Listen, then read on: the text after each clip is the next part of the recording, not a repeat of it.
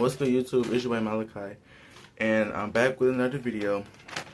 So, I don't know if y'all paid attention to my last video or not. I don't know. But, in today's video, as you can see by the title and by the thumbnail, it's titled Share My Story. And basically, I'm going to be talking about everything that I went through, like, in my early teenage years, and everything that I've, like, went through this past year, including half of this year. And I'm just going to be talking about everything that I went through when I was staying with my mama, the things that she did to me, the way that I feel about everything, and the way that everything has affected me. I'm not making this video to bash anybody. I'm not making this video to talk bad about anybody. I'm just making this video to just share my story, to talk about my life, to talk about my past experiences, and to talk about things that I went through and how it made me feel. This is my real life. I really went through this. Like, this stuff really, like, affected me. This is what I really went through. I'm not trying to bash anybody. I'm just out there to share my story. I'm just want to, just continue to let it all out. It's also a part of my healing journey, so that's why I made this video. I've been wanting to make this video for, like, a very, very, very, very, very long time. And it's today, and I'm finally making it. So, before I get into today's video, make sure you subscribe, make sure you like, and make sure you leave me some positive comments down below.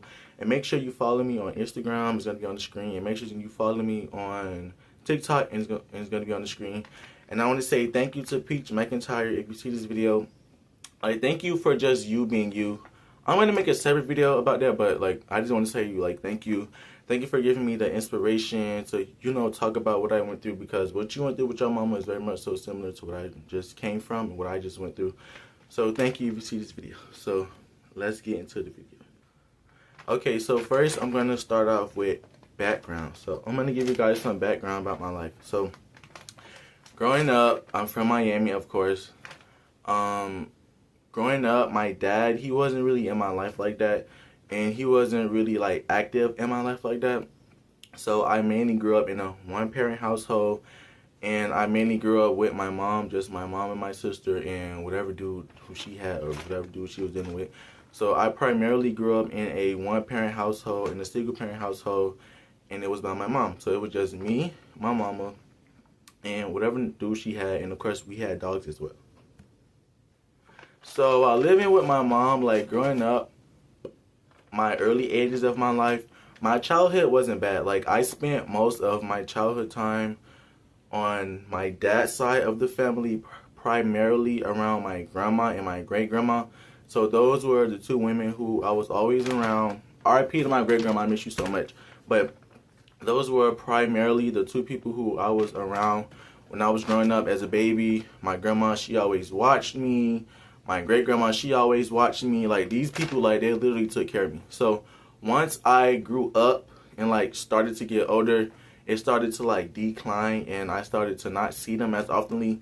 But because I was always, like, so attached to my grandma, like, literally so attached to my grandma, no matter what, I always kept contact with her. Like, always kept contact with her no matter what. So I'm going to talk about how I felt while living with my mom. I'm just, like, get straight to the point.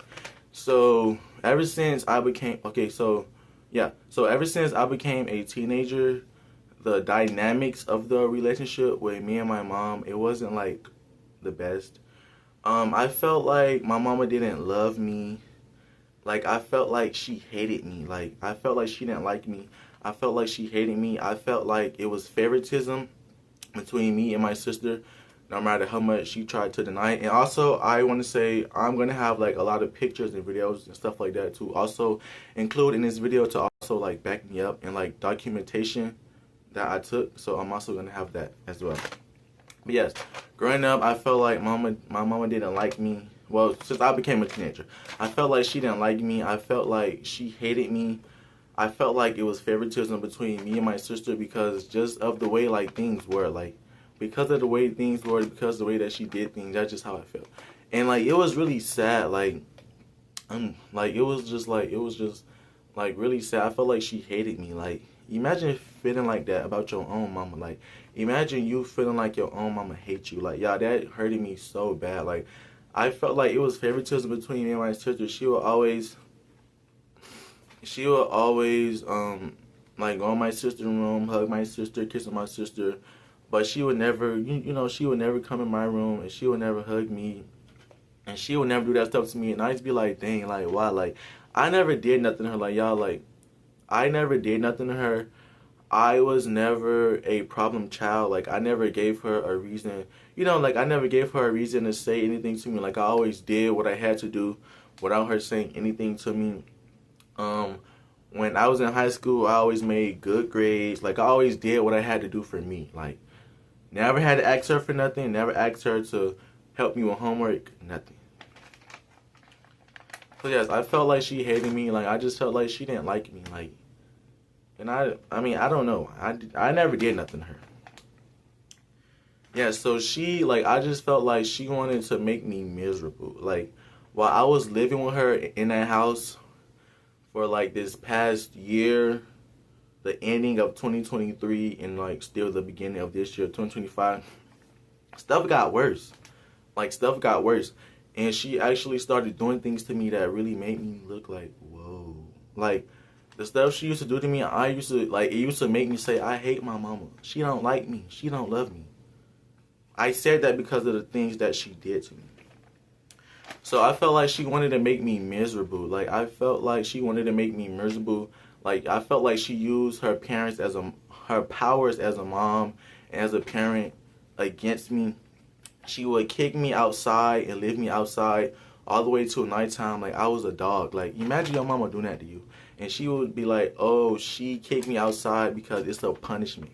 That's not a punishment. Like you don't do that. I'm not a dog. So she would literally tell me, go outside, bye. Go outside, bye. And I would literally go outside, like she said, and I would sit outside on the back porch that's at the house. So I would sit out there, and it would be like for hours, literally all the way until nighttime, until she would come back to the door, and she would be like, okay, you can come inside now.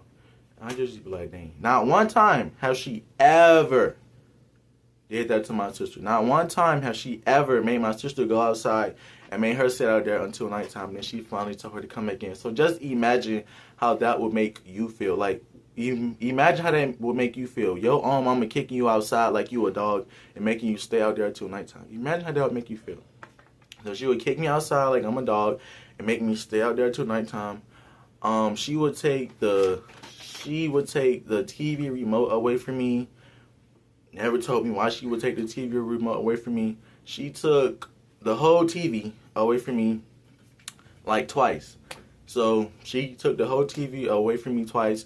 She would buy me things and then she would take it back, and I say why she took it back. Like it was just like so much stuff she would do.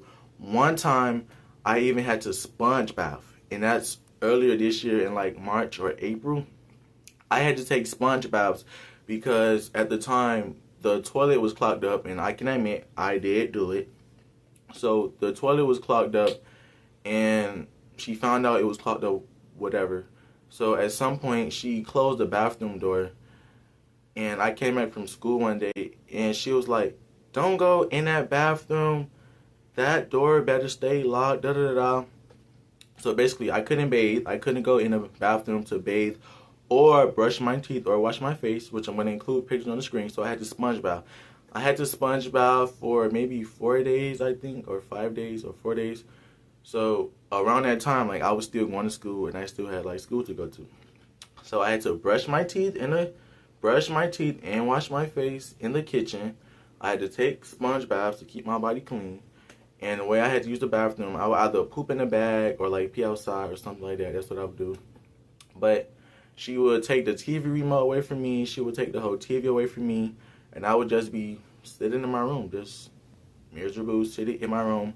When I used to be in my room, I never came out of my room. Like, I feel like parents don't understand, like, or she didn't understand. When you do so much stuff to a person, especially me, y'all, like, I'm very strong-minded. I'm very open-minded, and I know what's going on. Like, I'm very much so aware of everything. I know when people, I know when people doing stuff to you, when people was evil. I feel like she was evil. She was very evil to me. So I would just sit in my room all day. While I was in my room, coming back. So yes, I used to sit in my room all day and just be in my room. And while I was in my room, I used to do these. Like, I used to just cut paper into designs. Like, this is a whole stack of all of them that I was doing. Let me show y'all. So this is a example of one, like what I used to do. So I literally used to just sit there and just do a whole stack of these. Whole stack. I have all of the word search books and stuff like that I used to use. This is full, front and back, full. This is another word search book I used to use. This whole book. Full.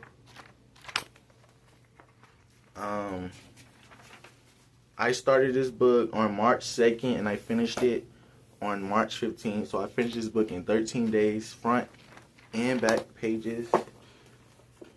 This is another word search book I got. The whole book done. Did I put the date? So I started this book December 20th, 2024, and I finished it December 23rd of 2024. So I finished this book in 4 days. This is another word search book that I used to have. Also finished this one. So, yes, y'all. While being at that house and while living with my mama, I literally hated being there. Like, keep in mind, I was extremely miserable. Keep in mind, I was in the room all day. I had no TV. I had no phone. Like, I had nothing. It was just a dresser in a bed, which I'm also going to include a video on the screen. It was just a dresser in a bed. No phone, no TV, no nothing. Why? I don't know. So, I hated being there. Like, y'all, I hated being at that house. Like, I hated it. Like, imagine you being somewhere and you extremely miserable there. How would you feel? You would hate being there, right? So, y'all, I hated being there. Like, I hated being there. Like, I hated being there, and I couldn't wait to leave. Like, I just couldn't wait to leave. And I thugged it out, and I did what I had to do, and I continued to be strong just so I can graduate high school in the end, obviously. Like, I hated being there so much. Like, I did not like being there. I really did not like being there. And I hated being there. I hated being at that house. Like, I remember when it would be time for me to leave school and my bus would go to the bus stop. I wouldn't even go there. It was this lady named Miss Paula. Shout out to you, Miss Paula. Throughout the whole like situation, I used to always go to her house and I would always stay at her house until the time for me to like start walking back there. And y'all, my bus used to come early. Like, my bus used to get to my bus stop at like 3 o'clock or like 3:05, and mind y'all, I used to get out of school at 2:40 p.m. So my bus used to get there like really early. Even on early release days, which was 12:40, I wouldn't go there. I would go to Miss Paula's house and I would sit at her house all day. Or even on PSD days, which is when we get out of school like real early, which was 11:40 dismissal, I would still go to Miss Paula's house. And I would sit at Miss Paula's house and I would just be there until like the time for me to walk back. So yes, like, yeah, I hated being there. I hated it. I didn't like it. I didn't like being at the house. Like, if I had a choice to go somewhere else, I would have, which is why I ran away 2 times. Well, 2 times, but the second time, I was actually gone and I was actually trying to be gone, but I ended up having to go back anyways. But I hated being there. Like, if I had a choice to go somewhere else, I would have went somewhere else. I hated being there. So throughout this whole process and throughout like the whole situation, which goes back to my grandma, who's on my daddy's side, like, mind y'all, growing up, I always been like this with my grandma, like really close. She has always been there for me. She has always supported me. She has always did things for me, especially like since I was a baby. She's always been there for me. So throughout this process, she was the person that I had to talk to, the person that was a listening ear for me, the person that motivated me, the person that encouraged me, the person that, you know. So yes, like I was saying, my grandma was the only person that was there for me, and she knew that. And she would tell me things like, "You obsessed with her. You obsessed with your grandma." And I would be like, "What? Like, how am I obsessed with my grandma?" Like, so she tried to manipulate me about my grandma, and she would try to put things in my head Like, you can have your own opinion about people, that's okay, but me, on the other hand, I have my own mind, and I'm seeing people for myself, and my grandma never did nothing to her for her to be, like, you know, so opinionated about her, at least as far as I know. My grandma told me she never did nothing to her, which which I can agree with, because when I was growing up, when she needed somewhere to stay, my grandma let her come stay at her house. When she used to be getting beat up by her baby daddy or whoever, my grandma used to come to her rescue, and she used to go pick her up, and she used to come, or even come pick us up. So she would try to tell me a whole bunch of things about my grandma. She would try to tell me, like, oh, you obsessed with her. One time she even told me that well, first off, she tried to make me stop talking to my grandma. Like, she tried to make me stop communicating with her, which was never going to happen. She's the only person that's there for me mentally. Whenever I needed anything while I was in high school, she was there for me. My senior year of high school, my last final year of high school, my grandma, primarily, along with the help of my uncle, who used to also send me money to buy things I needed. My grandma was the main person who always sent me money for anything. She paid for me to get my cap and gown. She had paid for me to get my cap and gown. She had paid for me. It was some other stuff, I don't remember. But she had sent me money. She paid for stuff, whatever.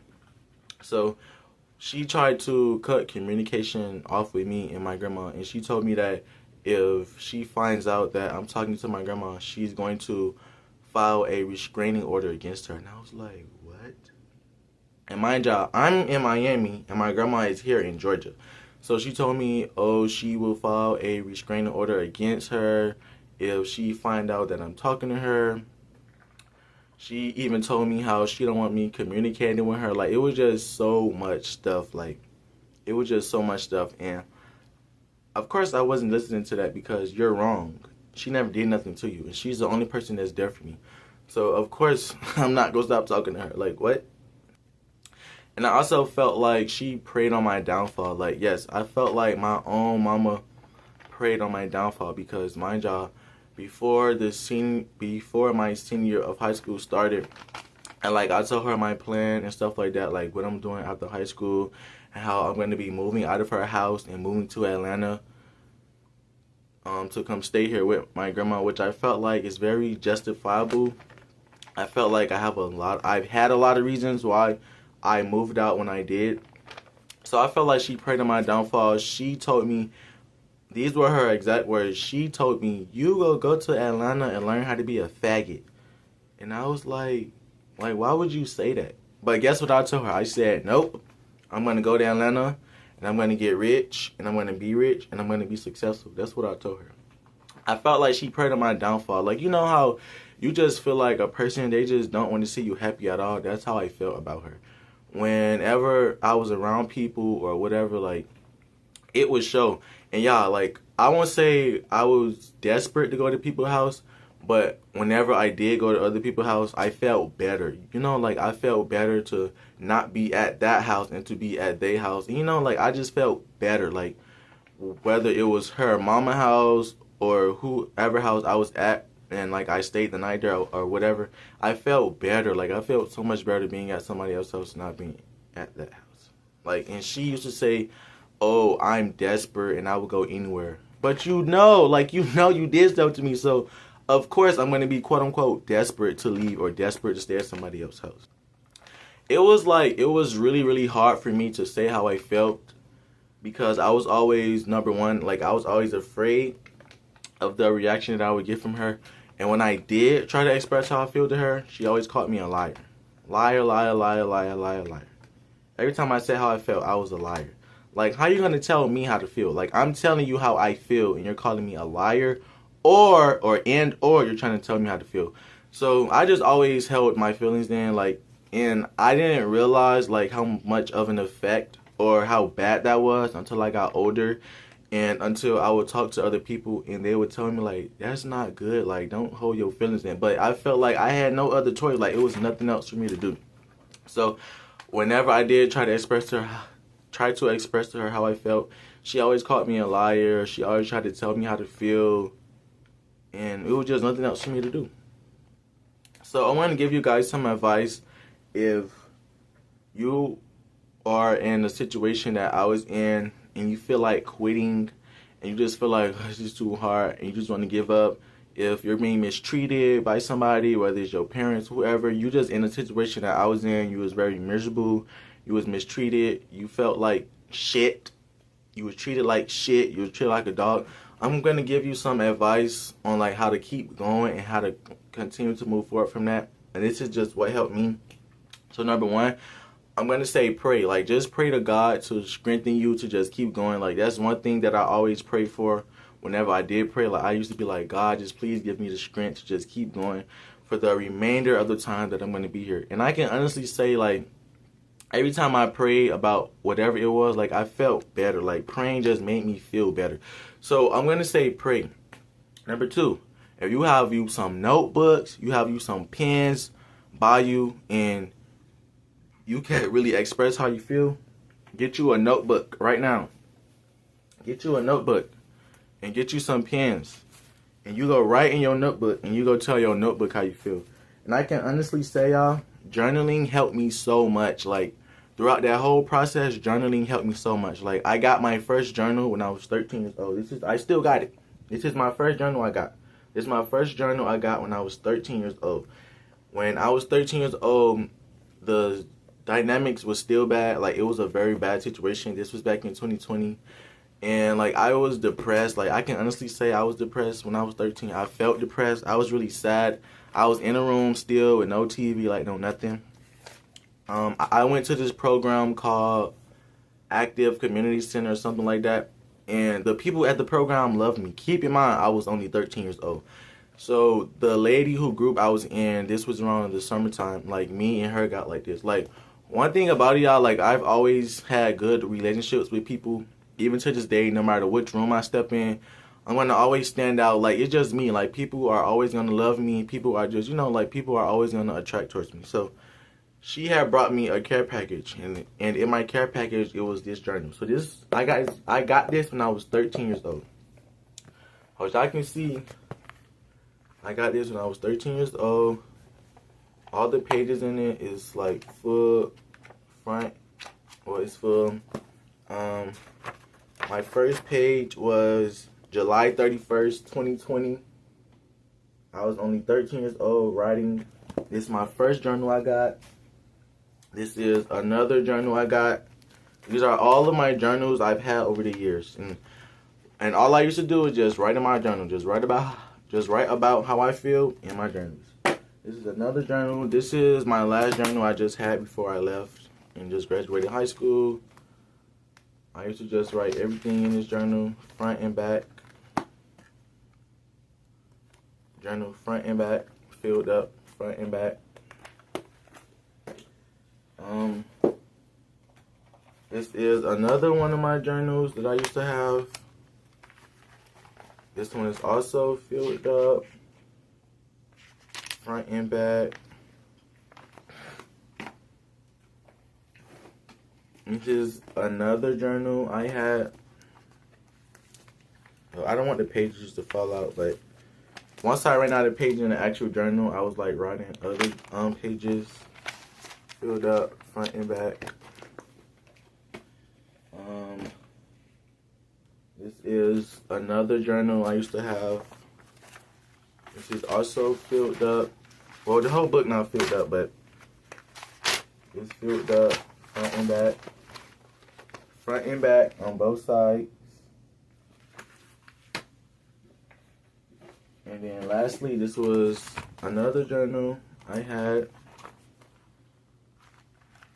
Filled up, front and back. Front and back. So this is journal number 1. Like I was saying, like, Peach, just like, thank you so much, Peach. Like, just thank you so much. Like, thank you for all your inspiration. Just thank you for everything. Like, you sharing your story and you telling the world what you went through with your mom. Like, you sharing your story helped me. It inspired me. It encouraged me. And it made me want to make this video. And plus, like, I just wanted the world to know. Like, I wanted the world to know. I feel like I was silent for too long. Like, I didn't feel heard at all. My voice didn't feel heard at all. I wasn't heard in that house at all, which is why I'm making this video now. So, just let everything out and to just talk about everything. Y'all, that house was literally called Miseryland. Like, I named it Miseryland. Why did you name it Miseryland? I named it Miseryland because I was miserable there. I was very miserable there. I hated being there. I felt very unhappy. I wasn't happy at all. There were times where her and my sister would literally leave the house. They would go places, and I would literally be left in the house by myself, which I'm going to include videos here. I was left in the house by myself while they would be gone for hours or however long they would be gone for or wherever they at. I don't know where they at. I don't got no phone. She can't call me. She can't do nothing. So there were times where I was left in the house by myself while they were gone out wherever they at. I know that in the house, bored, miserable. Like, she just did so many things to me. Like, I would never understand why. I would never understand. It's not for me to understand. All I could do is just talk about my experiences, talk about how my experiences made me feel, and just talk about the things that were done to me. As far as why, I don't know, and I wouldn't share my story. Just tell everything. There were so many dark nights. There were so many times where I cried. Cried. But at the end of the day, I cried to keep going. I didn't cry to give up. Now I'm going to talk about the type of parent that she was to me. So she took care of both of her kids. Like, one thing about it, I'm never going to discredit her. She is going to always get the credit that she deserved, the credit for the things that she have done for me. That's it. So I would give her credit for that. Like, yeah, she took care of her kids. She made sure that we had, the nicest of things. We had our heads under a roof, no matter where it was, or, however the case may be. So I would give her credit for that. So she was a parent. She just took care of me and made sure I had physical things. That was it. As far as the other part, like being there for me emotionally or for someone, no, not that. But the physical part, like buying me materialistic things, making sure I had this and that, yeah. While I was in high school, she brought me things, like for school and stuff like that. But once it came to my senior year of high school, I got money from my grandma, exactly $225. And I used that money to buy everything I needed, school supplies, book bag, like whatever it was, that was enough money for me. My whole senior year, I didn't have to ask her for nothing. My grandma was there for me every step of the way. She paid for everything for me. She paid for my cap and gown. It was some more other stuff that she had paid for me. Like, she made sure I had everything. She made sure I was great for my senior year. I left that house the same week of graduation or a week before graduation. She came in the room and she was like, "Oh, you can pack your stuff right now and you can leave right now," and da-da-da. And I was like, okay. My stuff was already packed. So all I had to do was just grab the stuff that was laying out. I want to include a picture of everything I took. All the stuff that was like still like out and stuff like that, I packed the rest of it in my duffel bag. I was gone, y'all. And like I stated, I went to Miss Paula's house. I stayed at Miss Paula's house. I finished them last 2 days off at school, and I graduated. She was not at my graduation. I didn't care if she wasn't at my graduation. Realistically, it was no point for her coming to my graduation because my whole senior year was miserable. I didn't go to prom. I didn't go to grad bash. I didn't take senior pictures. I didn't really do nothing my senior year, honestly. I didn't go to homecoming. I couldn't go to homecoming. But I only did the in-school events, like the senior picnic and like all that stuff. I went to that type of stuff. But yeah, I left the week of my graduation. She wasn't at my graduation. It didn't affect me. It didn't make me feel any type of way. As long as the people that did support me my senior year for me was there, like my grandma, my uncle, stuff like that, they was there for me. So yeah, I just want to say thank you for watching this video. Thank you for hearing me share my story. Thank you for just clicking on this video and just staying through and just, listening to me talk about everything. I hope this video encouraged somebody. I hope it inspired somebody. I hope it makes somebody feel like they're not alone, because you're not alone. If you feel like you want to quit, you feel like you want to give up, if you're being mistreated by your parents, whoever you're living with, and you're being mistreated by them, and it's taking a toll on you, I understand. I went through it. In this current moment, I don't talk to my mama. I don't plan on talking to her anytime soon. Like, I just want to be left alone.